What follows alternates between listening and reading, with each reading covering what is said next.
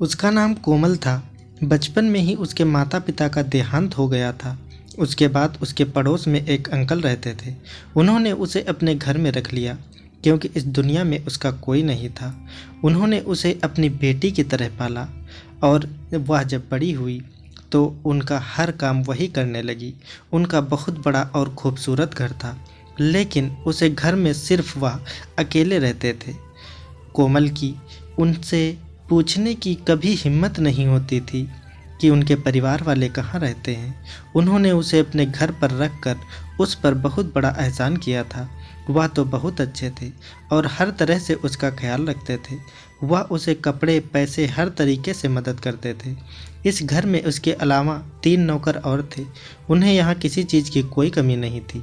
यहाँ इतने बड़े घर में एक स्टोर रूम था जिसमें किसी को भी जाने की इजाज़त नहीं थी। अंकल ने कोमल को खास तौर पर कह रखा था कि वह उस कमरे की तरफ नहीं जाए और वह स्टोर रूम ऊपर वाली मंजिल पर था। वह हमेशा यही सोचते रहते थे कि पता नहीं इस कमरे में क्या है जो अंकल इसे इस कमरे में जाने से मना कर रखा है। बल्कि उन्होंने तो ऊपर वाले फ्लोर पर ही जाने से मना कर रखा था। एक बार कोमल ने अंकल जी से ऊपर वाले फ्लोर की सफाई करने की इजाज़त मांगी तो उन्होंने उससे कहा कि ठीक है, तुम ऊपर की सफाई कर लो, लेकिन स्टोर की तरफ मत जाना। कोमल की उनसे पूछने की हिम्मत ही नहीं हुई कि आप उसे उस कमरे की तरफ जाने से क्यों मना कर रहे हैं। उन्होंने उस पर बहुत बड़ा एहसान किया था, इसलिए उसका उनसे कुछ पूछने की हिम्मत नहीं होती थी। और उसे यह भी पता था कि अंकल उस पर बहुत भरोसा करते हैं और वह उनका भरोसा तोड़ना नहीं चाहती थी, क्योंकि उसे इस घर में किसी बात की कोई परेशानी नहीं थी। उसे यहाँ कोई कुछ कहने वाला नहीं था। वह यहाँ अपनी मर्जी से खाती पीती और हर काम करती थी। उसने अंकल को बहुत बार ऊपर वाले फ्लोर से आते हुए देखा था। शायद वह इस कमरे से ही आते थे। कुछ दिन बाद अंकल को शहर से कुछ काम के लिए जाना पड़ा। उन्होंने उसे अपने पास बुलाया और पूरे घर की चाबियां देकर कहा, तुम्हें पूरे घर का अच्छे से ध्यान रखना है और ख़ासकर उससे यह कहा कि ऊपर वाले फ्लोर पर सफाई करने के लिए मत जाना। वह उसे बचपन से देख रहे थे, इसीलिए उन्हें कोमल पर पूरा भरोसा था। यही वजह थी कि उन्होंने पूरे घर की चाबियां उसके हवाले कर दी थी। कोमल ने उनसे कहा, ठीक है, आप फिक्र ना करें, मैं हर चीज़ का ध्यान रखूंगी। अब वह उसे घर में सिर्फ अकेली थी और उसे हर बात किया जाती थी। वह अपनी मर्जी से जो चाहे कर सकती थी। घर में जहाँ चाहे, जिस कमरे में चाहे जा सकती थी। अंकल के जाने के बाद वह सोच रही थी कि आखिर ऊपर वाले स्टोर रूम में ऐसा क्या है जो खास कर कि अंकल उसे वहां जाने से मना कर गए हैं। अब तो उसके पास पूरे घर की चाबियां थीं और उन चाबियों में ऊपर के स्टोर की भी चाबी थी।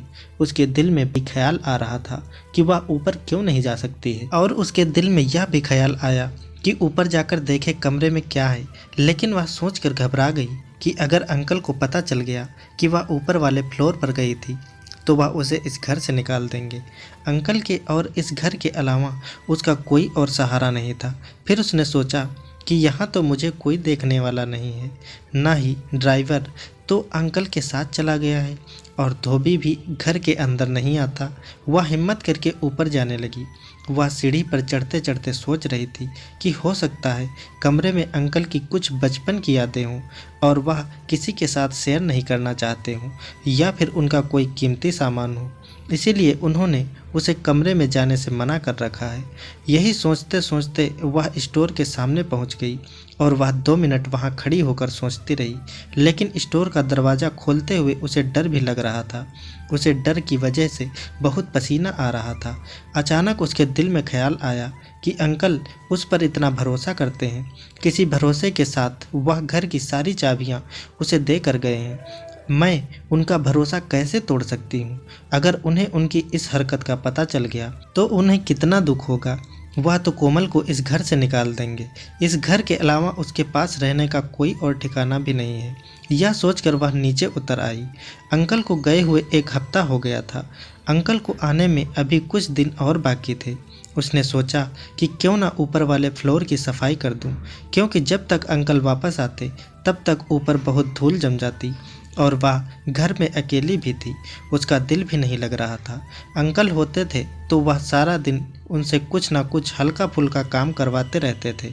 उसने सोचा कि ऊपर की फ्लोर की सफाई कर लेती हूँ, उसका समय भी गुजर जाएगा और साथ में सफाई भी हो जाएगी। जब वह ऊपर सफाई करने के लिए गई तो फिर से उसके दिल में एक ख्याल आया कि वह स्टोर रूम खोलकर देखे। इस बार उसने बिना देर किए एक चाबी स्टोर रूम के ताले में लगा दी। उसने स्टोर का ताला खोल दिया और डरते डरते स्टोर के अंदर 2-3 कदम बढ़ाए। उसके बाद जो उसने स्टोर रूम में देखा वह देखकर तो उसके पैरों तले ज़मीन निकल गई। वह सोच भी नहीं सकती थी कि स्टोर में ऐसा कुछ होगा। उसने जल्दी से स्टोर का दरवाज़ा बंद किया और भागकर नीचे आ गई। उसके अंदर इतनी हिम्मत नहीं थी कि वह स्टोर के अंदर जाती। दरवाज़ा खोलते ही जो मंजर उसने देखा उससे उसकी रूह फना हो गई थी। वह अभी तक डरी हुई थी और कांप रही थी। उसका दिल जोर जोर से धड़क रहा था। वह सोच भी नहीं सकती थी कि कमरे में ऐसा कुछ हो सकता है। वह सोचती थी कि स्टोर में अंकल की कुछ पुरानी यादें होंगी या उनका कोई बहुत कीमती सामान होगा, वह जो किसी को दिखाना नहीं चाहते थे। लेकिन उसने जो कमरे में देखा वह तो कभी भी कोई सोच भी नहीं सकता था। सब कुछ देखकर उसकी हालत बहुत ख़राब हो गई थी। घर में वह बिल्कुल अकेली थी। वह कुछ देर तक सोफे पर बैठकर यही सोचती रही।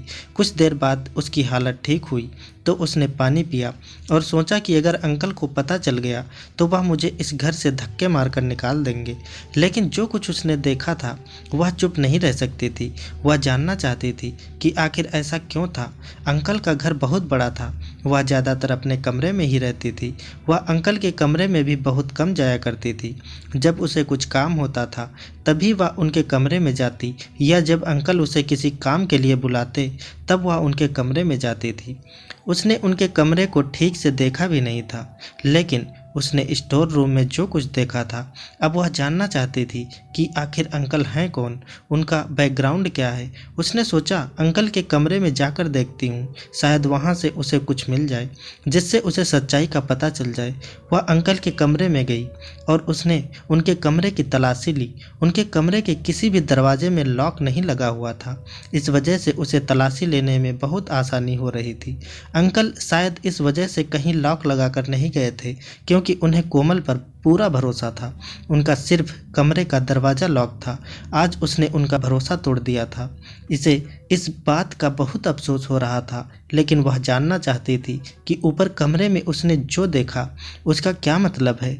वह आज तक यही सोचती थी कि अंकल अकेले क्यों रहते हैं, उनका बाकी का परिवार कहाँ है, लेकिन कभी उनसे कुछ पूछने की हिम्मत नहीं हुई। अंकल के कमरे में उसे ज़्यादा कुछ तो नहीं मिला, लेकिन उनकी अलमारी में कुछ फ़ोटो और एक डायरी को उसने खोल कर देखा और पढ़ना शुरू कर दिया। जैसे ही उसने वह डायरी पढ़ी उसकी तो हालत ख़राब हो गई। वह तो अंकल को बहुत रहम दिल समझती थी, लेकिन असल में अंकल तो कुछ और ही थे। वह डायरी पढ़ने के बाद उसे ज़्यादा कुछ तो पता नहीं चला, क्योंकि डायरी में कुछ ही बातें लिखी हुई थी जो उसे थोड़ी थोड़ी समझ में आ गई थी। अभी वह अंकल का पूरा सच नहीं जान पाई थी। वह यही सोच रही थी कि किसी तरीके से उसे पूरा सच पता चल जाए। वहाँ कुछ फ़ोटो भी थे जो शायद अंकल के माता पिता के थे। उसने उनके माता पिता की फ़ोटो पहली बार देखी थी। उनकी गोद में एक बच्चा था जो शायद अंकल ही थे। उसे थोड़ा बहुत समझ में आ रहा था, लेकिन वह भी पूरा सच नहीं जान पाई थी। उसने अंकल का कमरा पहले की तरह कर दिया और वह कमरे से बाहर आ गई।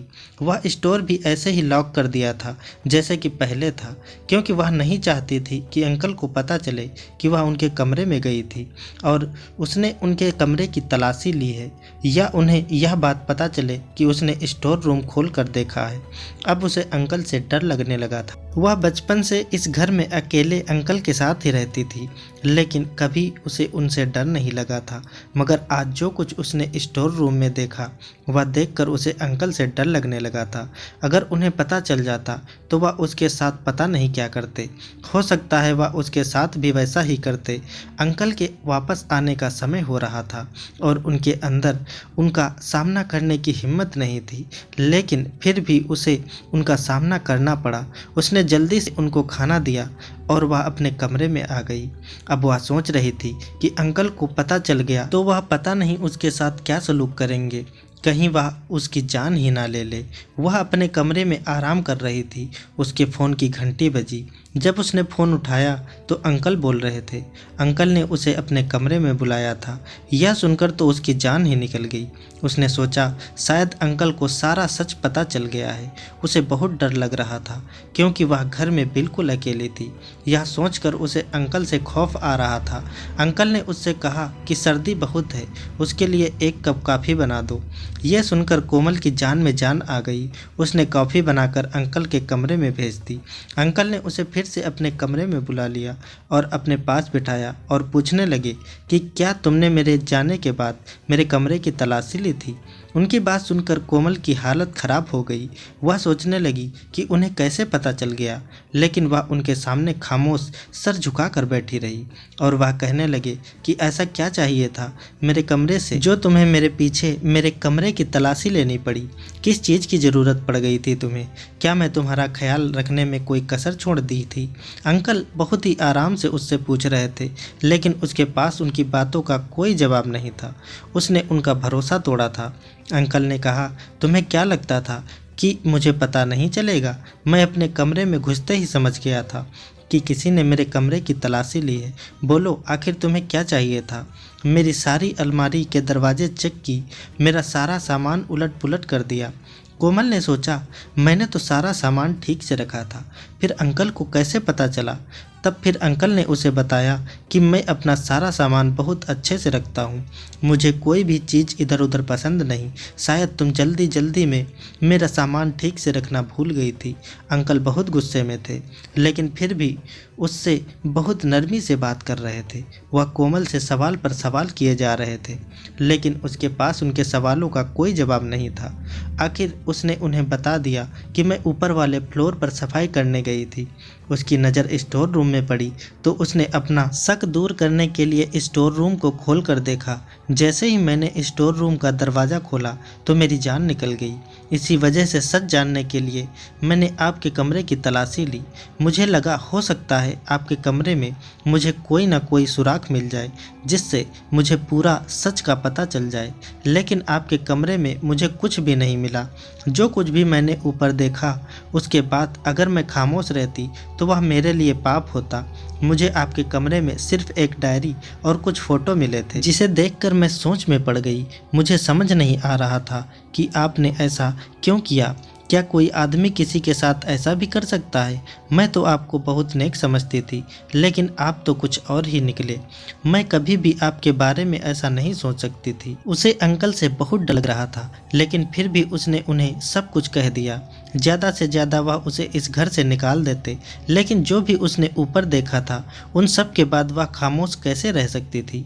अंकल उसकी बात सुनकर गुस्सा होने के बजाय मुस्कुराकर उसे देखने लगे और उसे कहने लगे, जानकर खुशी हुई कि तुम्हें सही और गलत का फ़र्क मालूम है। तुम्हें पता है कि क्या सही है और क्या गलत है। अगर तुम्हें सच जानना था तो तुम मुझसे पूछ लेती। तुम्हें इस तरह मेरे पीछे मेरे कमरे की तलाशी नहीं लेनी चाहिए थी। मैंने तुम पर भरोसा किया था, तुमने मेरे भरोसे को तोड़ दिया। तुम्हें सच ही तो जानना था, तो ठीक है, आज मैं तुम्हें सारा सच बताता हूँ और फिर तुम जान लोगी कि तुमने जो देखा वह सही था या फिर गलत। मैं सिर्फ 7 साल का था जब मेरे पिताजी का देहांत हो गया था। मेरे पड़ोस में एक आदमी रहते थे जो पिताजी के देहांत के बाद मेरा बहुत ख्याल रखते थे। उन्होंने मेरी माँ से शादी करने के लिए कहा, लेकिन माँ ने उनसे शादी के लिए यह सोचकर हाँ कर दी कि वह मेरा बहुत ज़्यादा ख्याल रखते हैं, पिता की कमी महसूस नहीं होने देंगे और मेरे पिता का कारोबार भी बहुत बड़ा था, वह उसे भी संभाल लेंगे क्योंकि अकेली माँ से इतना बड़ा कारोबार नहीं संभाला जा रहा था और मैं भी उस समय बहुत छोटा था। शादी के बाद भी मेरे दूसरे पिता मेरा बहुत ख्याल रखते थे। वह मुझे स्कूल छोड़कर आते और स्कूल से वापस भी लेने जाते थे। मेरी हर चीज़ का ख्याल रखते थे और मेरे साथ खेलते भी थे। मैं भी उनके साथ बहुत खुश था। उन्होंने पिताजी का पूरा कारोबार संभाल लिया था। मेरी माँ भी उनके साथ बहुत खुश थी, लेकिन मेरी माँ का और उनका साथ कुछ दिनों का ही था। शादी के 2 साल बाद ही मेरी माँ का हार्ट अटैक से देहांत हो गया। मेरे पिताजी ने अपनी मौत से पहले ही अपनी वसीयत बना दी थी, जिसके मुताबिक सब कुछ मेरे नाम पर था। जब मैं 19 साल का होता तो पिताजी का सब कुछ मेरे नाम हो जाता। मेरी माँ के नाम भी ज़्यादा कुछ नहीं था, सिर्फ एक घर और कुछ जायदाद थी, जो कि उन्होंने मरने से पहले अपने दूसरे पति के नाम कर दी थी। जब तक मैं 19 साल का नहीं होता तब तक इस सारी जायदाद की देखभाल की जिम्मेदारी मेरे दूसरे पिता की थी। मेरी माँ के देहांत के बाद मेरे दूसरे पिता ने अपना रवैया मेरे साथ बहुत बदल लिया था। उन्होंने मेरा स्कूल जाना भी बंद करवा दिया और मुझे कमरे में बंद रखते थे। मुझे खाने पीने को भी नहीं देते थे। जब मेरी मरने जैसी हालत हो जाती तब मुझे थोड़ा सा पानी और थोड़ा सा खाना दे दिया करते थे। सारा दिन मेरे पिताजी घर में अय्याशी करते रहते थे। उन्होंने सारे वफादार नौकरों को भी घर से बाहर निकाल दिया था और अपने जैसे ही पैसों के लालची आदमियों को घर में काम पर रख लिया था। वह उन्हीं के कहने पर सब कुछ करते थे। जब मैं कमरे से बाहर निकलने की कोशिश करता तो मेरे सौतेले पिता और उनके नौकर मुझे मारते थे। वह रोजाना अपने दोस्तों को घर पर लेट और पार्टियां करते थे और मेरे पिता के पैसे उड़ाते थे। अब तो उन्होंने ऑफिस जाना भी बंद कर दिया था। एक दिन जब मैंने कमरे से भागने की कोशिश की तो मेरे पिता के एक नौकर ने मुझे देख लिया। उसने मेरे पिता को बता दिया। उसके बाद वह आदमी मुझ पर और भी ज़्यादा जुल्म करने लगा। उन्होंने मेरी माँ को कोई ऐसी दवाई दी थी जिसकी वजह से उन्हें हार्ट अटैक हो गया था और वह मुझे छोड़कर चली गई थी। मेरे सौतेले पिता ने मुझे बताया कि उनसे यह सब कुछ मेरे पिता की जायदाद पाने के लिए किया था। वह मेरा ख्याल इसीलिए रखता था ताकि मेरी माँ उससे शादी कर ले और बाद में वह उसे और मुझे मार कर सारी जायदाद हथिया सके। लेकिन मेरी माँ के मरने के बाद पता चला कि सारी जायदाद मेरे नाम पर है तो वह मुझे मारना चाहता था। लेकिन 19 साल से पहले अगर वह मुझे मार देता या मुझे कुछ हो जाता तो सारी जायदाद ट्रस्ट को चली जाती। उसके हाथ में कुछ भी नहीं लगता, इसलिए उसने मुझे अभी तक जिंदा रखा था। लेकिन ऐसा जिंदा रहना मौत से भी बदतर था। तो 19 साल के बाद वह ज़बरदस्ती सारे पेपर पर मुझे साइन करवा कर मेरा मर्डर कर देता। मेरी हालत बहुत ज़्यादा ख़राब हो चुकी थी। मैं घर के सारे नौकरों से अपने पिता के दोस्तों से हाथ जोड़कर विनती करता कि मुझे यहाँ से जाने दे, लेकिन कोई भी मेरी बात नहीं सुनता। उल्टा मेरा मजाक उड़ाते थे और मुझे पागल कहकर चिढ़ाते थे। कुछ सालों तक मैं ऐसे ही एक कमरे में बंद रहा। मुझे सिर्फ इतना ही खाने पीने को दिया जाता था जितने में मैं जिंदा रह सकूं। एक बार एक नौकर जब मेरे पास खाना लेकर आया तो उसने मुझसे पूछा कि तुम कौन हो और यहाँ पर ऐसे कैसे रह रहे हो। मैंने उससे पूछा कि तुम कौन हो, मैंने तुम्हें यहाँ पर पहली बार देखा है। उसने मुझे बताया कि वह नया नया नौकरी पर आया है। फिर मैंने उसको अपनी सारी कहानी बताई। उसे सुनकर उसने बहुत अफसोस किया और उसने मुझसे कहा कि तुम फिक्र मत करो, मैं तुम्हारी मदद ज़रूर करूँगा। कोई आदमी इतने छोटे बच्चे पर इतना जुल्म कैसे कर सकता है, वह भी सिर्फ जायदाद के लिए। तुमने इतना कुछ बर्दाश्त किया है, भगवान तुम्हारे साथ ज़रूर कुछ अच्छा करेगा। एक दिन जब मेरे सौतेले पिता शहर से बाहर चले गए थे तो उस नौकर की मदद से मैं घर से भागने में कामयाब हो गया। उसके बाद वह नौकर मुझे अपने गांव ले गया। उसने मुझे अपने साथ ही रखा। जब मैं 19 साल का हो गया तो मैं अपने पिता के वकील के पास चला गया। वह मेरे पिताजी के दोस्त थे, इसीलिए मुझे देखकर बहुत खुश हुए और उन्होंने मुझसे पूछा कि मैं जिंदा कैसे हूँ। मैं उन्हें सारी बात बताई तो उन्होंने जायदाद मुझे वापस करने में मेरी मदद की। जब मेरे सौतेले पिता को पता चला तो उसने सबके सामने हाथ जोड़कर मुझसे माफ़ी मांगने का ड्रामा किया। मैंने उसको सबके सामने माफ़ कर दिया और मैं उस आदमी के साथ अपने घर वापस आ गया। लेकिन मेरे दिल में उसके लिए नफ़रत ख़त्म नहीं हुई थी। मैं चाहता था कि उसे अपने किए की सज़ा मिले, लेकिन मेरे पास उसके पापों का कोई सबूत नहीं था। उसकी वजह से मैं अपनी पढ़ाई भी नहीं कर पा रहा था और मैंने अपना बचपन भी खो दिया था। इसकी वजह से मेरी माँ इस दुनिया से चली गई थी। मैं एक ऐसे आदमी को कैसे माफ़ कर सकता था जिसने मुझे सब कुछ छीन लिया था, वह भी सिर्फ जायदाद की खातिर। मैं तो उसे इतना प्यार करता था। अगर वह मुझसे प्यार से जायदाद मांगता तो मैं खुशी खुशी सब कुछ उसके नाम कर देता। लेकिन उसने मेरी और मेरी माँ के साथ इतना बड़ा धोखा किया जिसके लिए मैं उसे कभी माफ़ नहीं कर सकता था। तुमने ऊपर स्टोर रूम में जिस आदमी को रस्सी से बंधा हुआ देखा है वह मेरा सौतेला पिता ही है। जो उसने मेरे साथ किया उसके बाद उसे सज़ा मिलना तो ज़रूरी था, लेकिन मैं उसकी तरह जालिम नहीं हूँ। मैं उसे समय पर खाना भी देता हूँ और पानी भी देता हूँ और उस पर जुल्म भी नहीं करता हूँ। बस मैंने उसे रस्सियों से बांधकर कमरे में बंद करके रखा है। जब तक मेरी माँ जिंदा थी उसने मेरे साथ बहुत अच्छा सलूक किया, क्योंकि वह जानता था कि वह कुछ दिनों बाद मेरी माँ को मार देगा, और उसने ऐसा ही किया। वह तो मुझे भी रास्ते से हटा देता अगर नौकर मेरी मदद नहीं करता और मुझे अपने साथ नहीं रखता। अब जब तक वह जिंदा है मैं उसे ऐसे ही कैद रखूँगा। मैं तो एक बिन माँ बाप का बच्चा था। अगर वह मेरे साथ अच्छे से रहता, मुझे अपनी औलाद समझ कर रखता, तो मैं उसके लिए अपनी जान भी हाजिर कर देता। लेकिन सिर्फ जायदाद के लालच में आकर उसने मेरे और मेरी माँ के साथ बहुत गलत किया, जिसकी सज़ा उसे मिल रही है, और जब तक वह जिंदा है उसे यह सज़ा मिलती रहेगी। दोस्तों, उम्मीद करता हूँ हमारी कहानी आपको पसंद आई होगी। कहानी पसंद आई है तो वीडियो को लाइक करें, चैनल पर नए हैं तो चैनल को सब्सक्राइब करें, और हाँ, नोटिफिकेशन बेल को ज़रूर दबाएं ताकि अगली अपडेट सबसे पहले आपको मिले। धन्यवाद दोस्तों।